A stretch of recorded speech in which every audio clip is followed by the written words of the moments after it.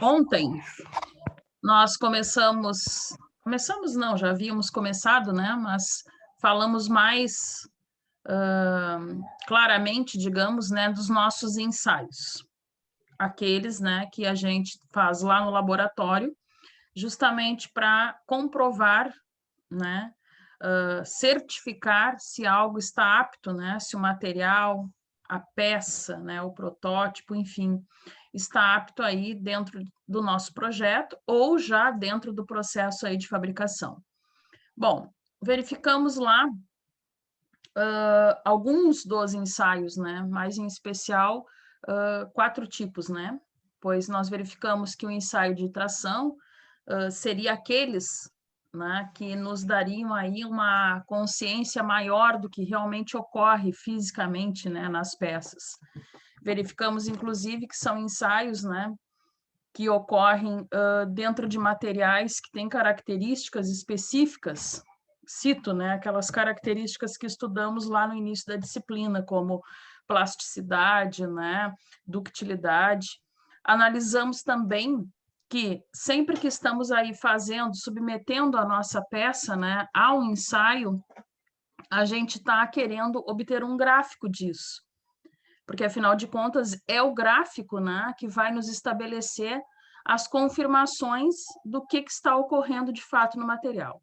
Bom, esse gráfico, né, é um gráfico aí natural, do simples, né, do modelo matemático, ordenadas e abscissas, ou seja, ele está no plano, né, é um gráfico onde a gente tem ali o limite, né, que o material tem ainda, né, elástico, e que depois, né, que ultrapassado aquele limite, ele entra na fase do escoamento que a gente chama, e rompendo o escoamento, né, ele então flamba, né, rompe, quebra, né, que seria aí o nosso objetivo. Então, dentro disso, a gente viu, né, foi salientado ali que alguns materiais têm mais chances disso, né, do que outros. Relembramos até a questão do encruamento, né, que alguns materiais faziam, né, esse processo, entravam nesse processo aí de escoamento e posterior ruptura, justamente por entrar, né, naquela parte plástica do gráfico, justamente por não ter a adequação do encruamento, ou seja, aqueles vazios que a gente estudou, né, aquela organização da estrutura cristalina do material não acontece, então deixam eles de maneira mais frágeis. Como principal diferença, né, do ensaio de tração e compressão, o que vocês lembram aí para relatar aqui na nossa sessão Remember aí da nossa aula de ontem? Sabemos que são ensaios praticamente, né, iguais, visam as mesmas coisas, mas o que de fato ocorre de um para outro? Para que a gente então tenha essa diferença aí clara.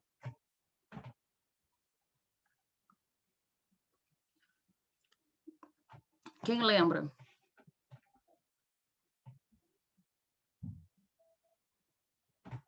Não lembram? Então, diferente do ensaio de tração, né, que seja lá qual for o nosso corpo de prova, né, o tipo de material não nos importa, porque na hora desse material ser tracionado, ele vai ter a mesma característica de quebra na hora que ele rompe, né, o escoamento e passa, então, para aquela parte plástica, né, do nosso gráfico ali indicativo. Isso acontece com o ensaio de compressão, com esta mesma característica?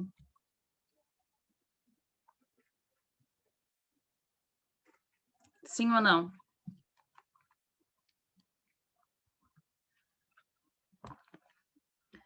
Não, né? Vimos que, inclusive, né, não é ensaios que são feitos em alguns tipos de metais, né? Não é um ensaio comum para a área da mecânica, né? Pode ser feito? Pode. É feito? Sim. Em algumas situações, sim. Mas são ensaios apropriados, né, para uma estrutura mais complexa. Mas, dentro disso, a gente tem a explicação também física, né, do porquê dessa afirmação. Porque a gente verificou que há diversas características, né, que os materiais eles vão assumir de acordo com esse estado, né, de compressão. Ou seja, para materiais dúcteis ou materiais aí com fácil quebra, quando são comprimidos, eles entram aí num estágio de que formato eles ficam? Quem é que lembra lá do ensaio?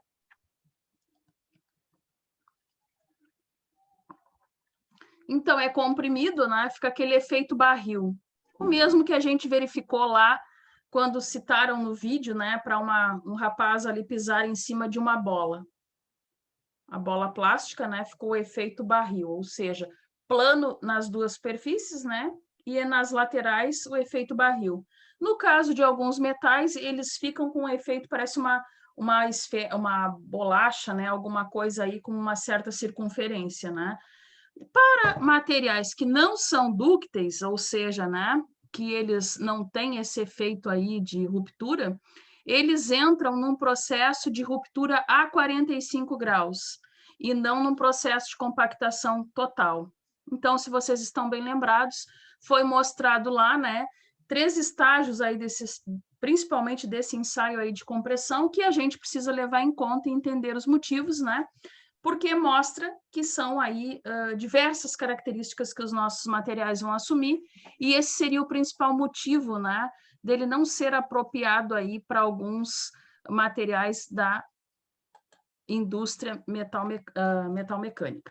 Bom, na sequência dos nossos ensaios, né, eu necessito enviar mais uns vídeos de laboratório para vocês.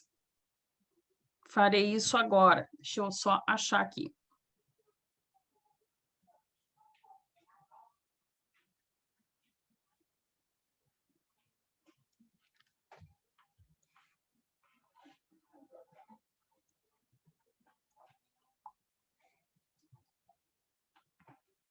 Chegou aí um vídeo de ensaio de fluência? Acho que sim, né? Chegou. Tá. Vou fechar a gravação. Olá. Desligou aí? Desligou. Acabou aí? Acabou. E aí, o que acharam do ensaio?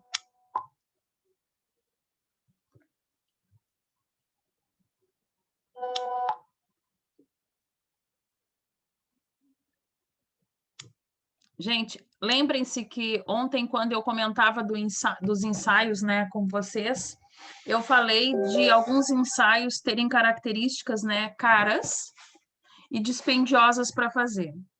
Eu diria que acabamos de ser apresentados para um desses ensaios, que seria o ensaio de fluência, né? Então, o que é a fluência, primeiramente, para que a gente possa resumir melhor o que a gente acabou de ver com respeito ao ensaio?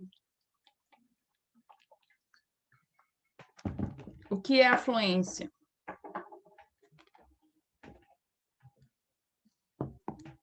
Deformação plástica. Exato, né? Então, sempre que estivermos falando de fluência, a gente vai estar falando da plasticidade do material quando está em processo de deformação, com uma variação aí numa faixa de tempo. Bom, a gente viu que esse ensaio ele mexe diretamente com isso, né? No entanto, que dos 3 estágios do ensaio, que seria um ensaio, né, de fluência propriamente dito, ruptura e relaxação, em todos eles a gente faz a verificação da deformação plástica, né? Ou seja, o nosso corpo de prova após a fase de escoamento daquele gráfico que vocês já foram apresentados, né? Então, como que isso se comporta no tempo? Mas o que a gente verificou que existe condicionantes para esse ensaio. Por que essas condicionantes existem? Só porque nós não queremos a inserção de temperatura, porque a gente também viu isso.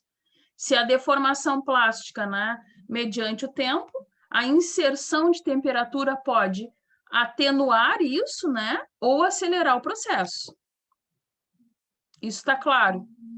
Mas por que que esse ensaio ele se torna caro, né? E se torna aí, digamos, um evento não bom, né? Para quem quer entender situações aí de uma maneira mais rápida. Porque qualquer perda, né, com relação a essa inserção da temperatura, a gente perde o ensaio. Perde o corpo de prova ou perde o protótipo, né? E, por consequência, a gente não tem mais a amostragem. Por que isso? Pelas condicionantes da estrutura cristalina que nós já estamos exaustos, né, de falar todos os dias. Então, aquelas acomodações que a gente precisa fazer da estrutura cristalina, mais alguma inserção de outro elemento que dá liga, né? E também dos vazios dessa estrutura, vão ser muito afetados, né, no caso da temperatura. Quem é que lembra ali as fases, né, que a gente tem que colocar o corpo de prova para poder fazer o ensaio?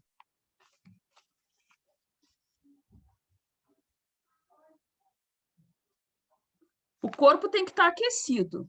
Tipo, não posso, vou começar a ensaiar e ponto. Vou inserir a temperatura, se eu quero, sei lá, não sei, 50 graus Celsius, eu posso colocar isso e pronto no meu corpo? Não, né?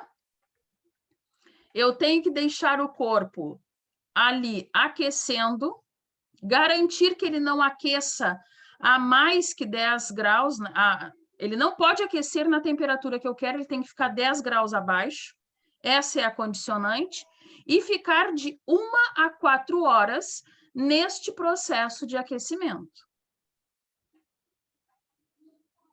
Então, é um ensaio demorado. Esse ensaio me lembra, fazendo aí uma analogia, né? Claro que um ensaio não tem nada a ver com o outro, mas quando eu trabalhei em laboratório, que fazíamos, né, ensaios para remoção, né, total aí de quando se faz corpo de prova de asfalto, por exemplo, coloca-se o percloretileno, põe-se no Rotarex, retira-se, né, o que seria o CAP e fica os agregados. Também não se pode ensaiar na hora, né? Tem que ficar ali dentro da estufa a fim de que ele evapore, né, tudo que não é ali agregado. Então, esse ensaio é muito parecido, ele é demorado. Então, quando a gente tem essas condicionantes, a gente pode, então, começar a fazer um ensaio. Como é que a gente vai medir isso? Quem lembra lá?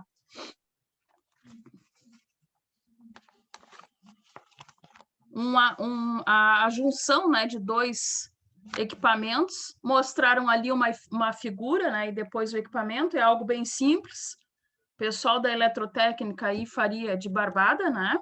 Porque a moral é pegar dois materiais de formatas, né, de características aí químico e físicas, né, diferentes, fazia-se então diferença de potencial e o pirômetro, né, faria lá junto a esse termopar uma averiguação, né, para que a gente então conseguíssemos ver como que está essa DDP e por consequência, né, deixar aquelas condicionantes aí do nosso material.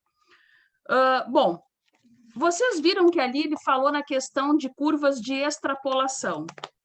Deram até uma definição, né, lá do dicionário para extrapolação. Mas o que é extrapolação na prática? Na matemática? Quem sabe? Quem lembra?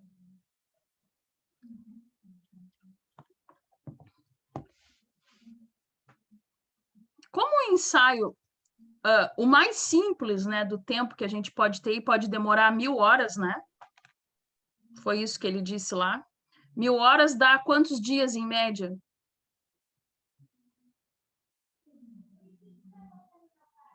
Uns 40 dias, né? 40 e poucos dias aí, né? Num dia de 24 horas. Imaginem, existe a possibilidade, né, de fazer, então, amostragens. Ele falou na averiguação de 3 pontos, né? Pegar alguns pontos ali circunstanciais para que se fizéssemos, então, né, a escolha e um estudo da região. Chegamos até, eu comentei isso com vocês, né, que outros ensaios muito comuns aqui para nós, a gente também faz esse tipo de processo, né? Por exemplo, se eu preciso fazer corpos de prova, jamais vai ser 2, porque eu posso ter um com as características que eu quero e o outro pode não dar. E aí, qual que está o certo? Então, sempre no mínimo 3, né? Então, dentro desse processo aí também, né, de extrapolação, a gente verifica que é uma contagem, né, da qual aqueles pontos em específico, a junção deles de maneira estatística, a gente vai ter aí uma estimativa, né? Aonde mais vocês podem me citar aí, que a gente pode deixar registrado que a gente tem essas averiguações também através de estatística, de curvas aí de extrapolação? Por exemplo, contagem de chuvas, né? Como é que é feito isso?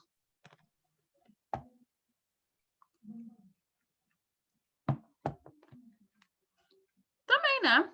Colocado aí, a nossa cidade, por exemplo, né, tem uma universidade pública, né, que faz pesquisa, nós temos pluviômetros aí espalhados em pontos significativos, né, aonde é feito as coletas, e a gente tem lá uma estimativa, porque, por exemplo, alguns anos atrás aí não tínhamos a contagem disso, estudo disso, né, internet para ficar ali registrado, né, para uma possível averiguação.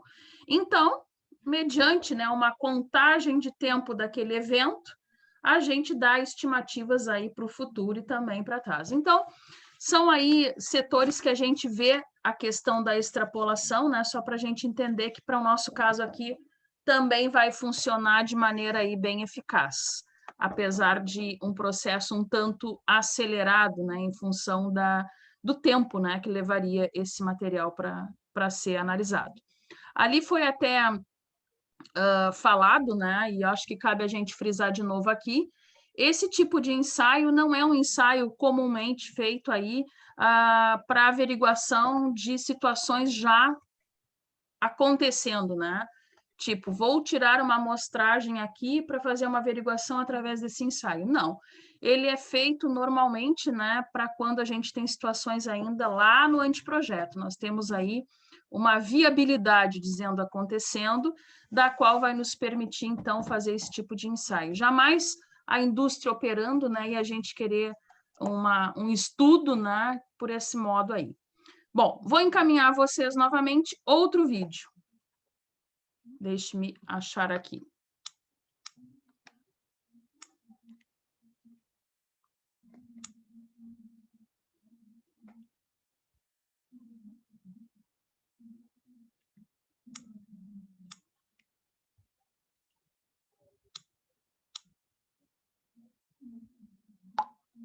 Então, esse que nós vamos assistir trata-se de ensaio de cisalhamento. Lembrando, cisalhamento, né? Aquele tipo de corte que ocorre na peça, normalmente na formatação de uma diagonal. Isso é o cisalhamento, muito diferente de flambagem, né? Estou falando isso porque lá no ensaio de compressão, a gente viu, né, que para materiais dúcteis e para materiais frágeis, em especial os frágeis, a gente tem a ocorrência aí de cisalhamento, por exemplo, na peça, e também da flambagem. Então, nesse nós vamos verificar de uma maneira bem melhor. Cisalhamento, né, um corte aí em diagonal, né?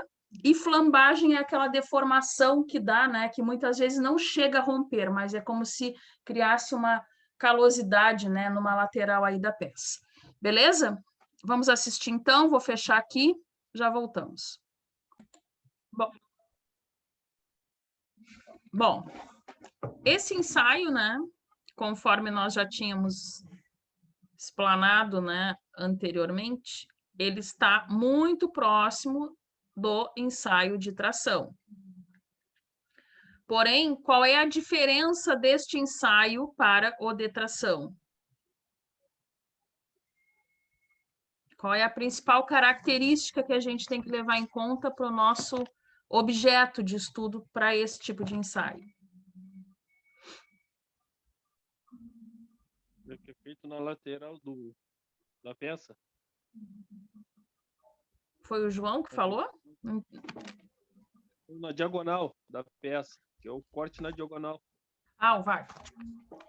Exato, né?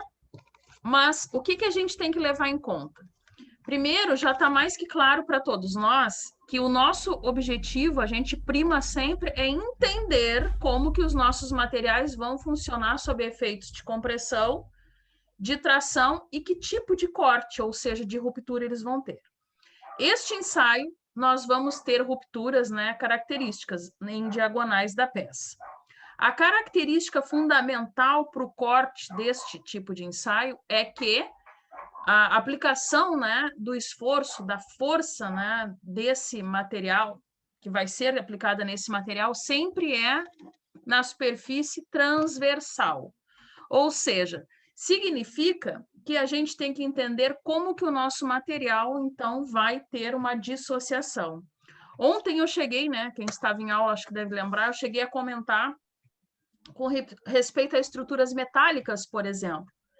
Quando estudamos as soldas, uma estrutura, né, aí soldada, ela tem efeitos, ela tem situações de ruptura características, né, para a questão de solda, que é possível também a gente ver como que ocorre o cisalhamento disso na hora, né, de ensaiar.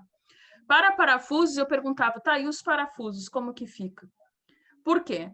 Porque nós temos que entender que estes, né, eles têm que estar ali com áreas que façam uma equivalência e que possam, então, ser aí aplicadas de acordo, né, com seus diâmetros específicos para compor aquela peça. Então, o que foi mostrado ali que nos deixou claro? Às vezes, né, vai ser complicado, até porque foi frisado por 2 vezes ali dentro do laboratório que nós usamos a máquina universal de ensaios. Diferente de alguns outros ensaios, nós temos situações muito específicas para poder ensaiar de acordo com aquela modelagem. Esse caso, não.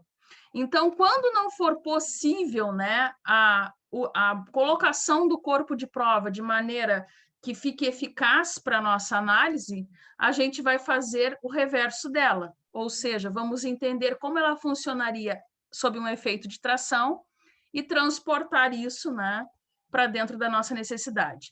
Ali foi mostrado rebites, né? Foi o exemplo matemático que eles fizeram ali, a questão dos rebites. O que ficou claro ali para a gente? Foi colocado a chapa com os rebites ali para ver, e estudado cada situação para ver quantos eram necessários? Sim. Sim. Foi necessário fazer o ensaio de 1 a 1, se com 2 funcionaria, com 3 ou com 4 rebites? Na verdade, não. Por quê? Porque anteriormente ele já tinha feito uma amostragem, né, de 1 apenas. E como ele funcionava sob que prisma? Sob o efeito de tração.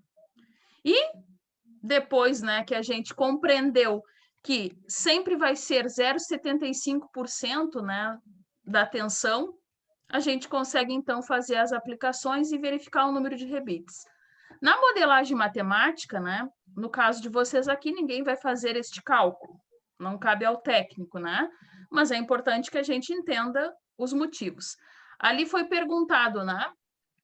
Deu 3,275, se não estou enganada, né? Rebites. Sempre é para mais, né, gente? Todos concordam com isso, né? Qualquer ensaio que a gente fizer, lá em resistência dos materiais, quando vocês forem estudar, qualquer coisa que a gente precise, né, a gente vai estar sempre trabalhando e obtendo a modelagem matemática do que a gente necessita, de mínimo. Então, no caso de arredondamentos, sempre será para mais, porque se for para menos, o que acontece com a chapa e com os rebites? Não resistiriam à tração, desculpem, ao cisalhamento. Então, haveria aquele efeito de escorregamento, né? Menos rebite significa que haveria o efeito de escorregamento, por consequência, rompimento, né? Porque o cisalhamento, então, isso aí, gravem, né, na memória, o cisalhamento sempre vai ser aí transversal à nossa superfície. Sempre. Nunca de outra formatação. O esforço vai ser sempre, né, no lado desfavorável da superfície. Vou encaminhar outro vídeo para a gente assistir, de outro modelo de ensaio.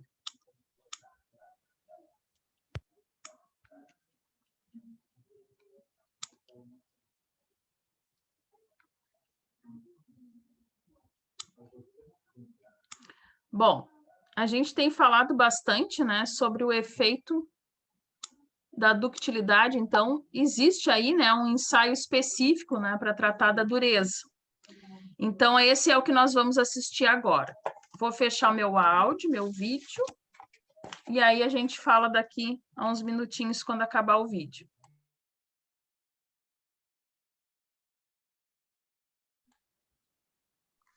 Então, voltando aqui. Analisamos aí mais uma modelagem de ensaios, né, para a verificação da dureza. Notem, já verificamos, através dos demais, vários aspectos, né, que poderia aí ter de distoância ou de discordância das nossas peças, né, dos nossos corpos de prova. Este ensaio, né, por que dentro de 6 ensaios dos quais a gente pode verificar a dureza, né, por que escolhi esse em específico, né, para falar que é o que está aí na nossa ementa, inclusive?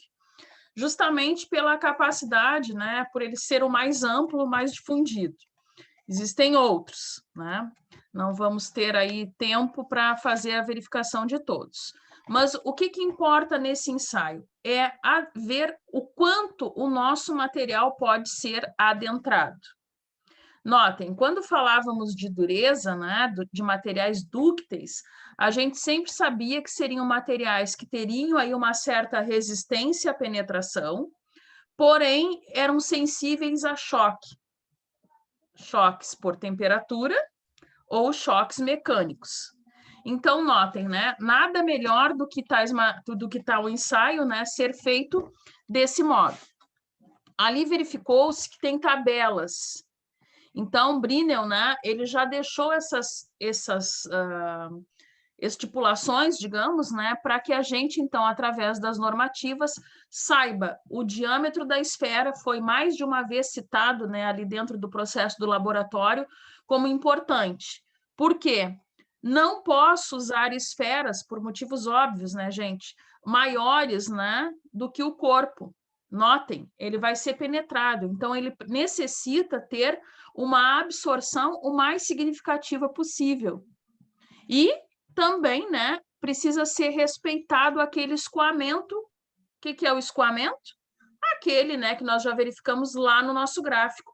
Aquele que interliga, né, o meu estado elástico do meu estado plástico, né? No caso, com ruptura ou não, né? Apenas com uma deformação. Então, por isso, né, que a gente tem esses dois jogos aí, né, de modelagens, né, de tabelas, a fim de que a gente possa fazer essa escolha de modo acertado.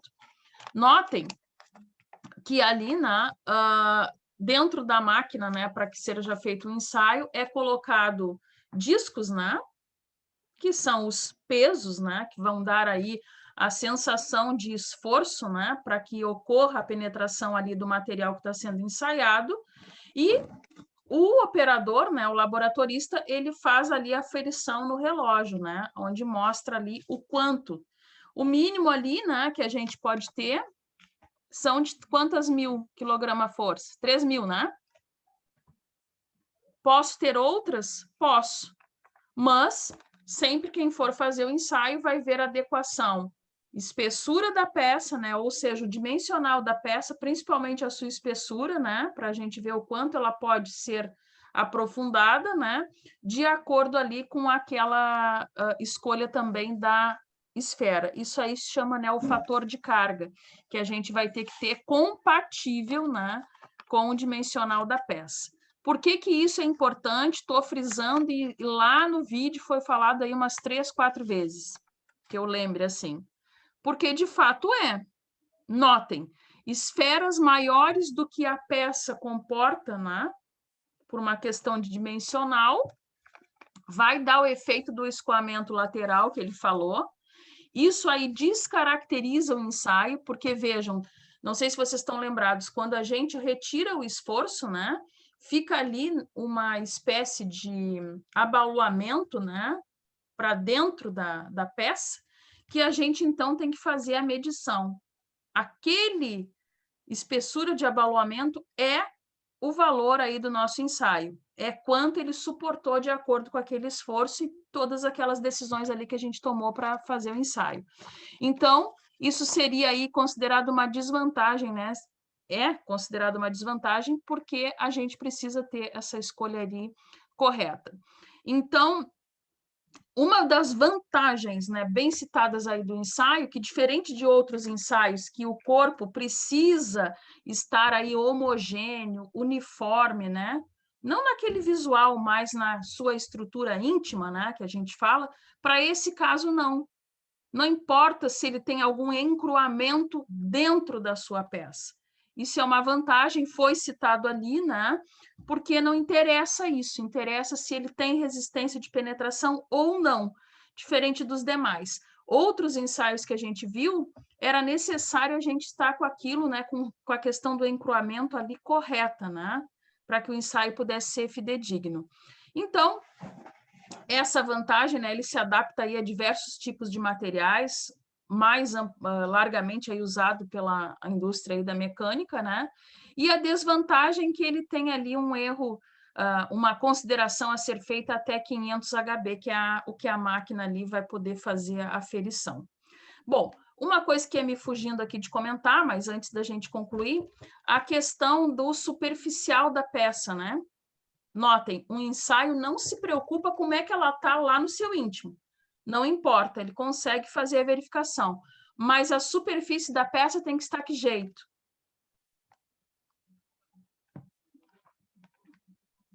Plana, limpa, sem sujeira.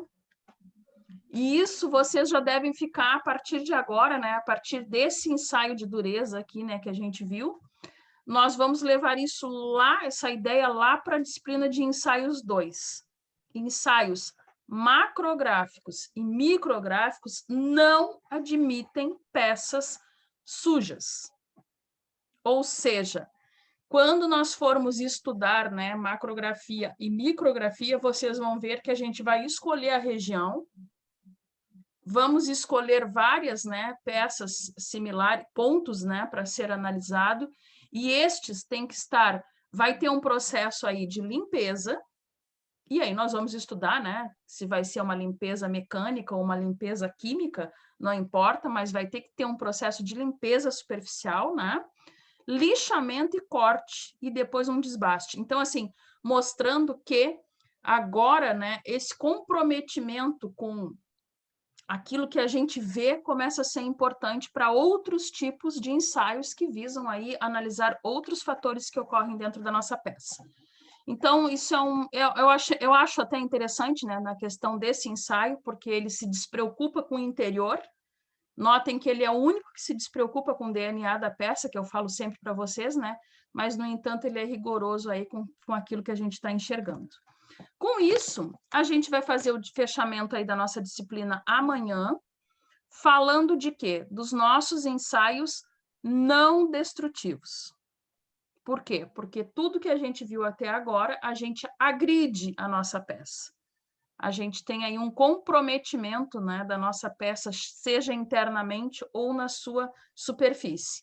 E amanhã, então, a gente vai estudar outras modelagens de ensaios, né, como de ultrassom, né, líquido penetrante, outras situações das quais a gente não tem aí a perda, né, da nossa peça, então estamos tratando de um protótipo e não de um corpo de prova necessariamente.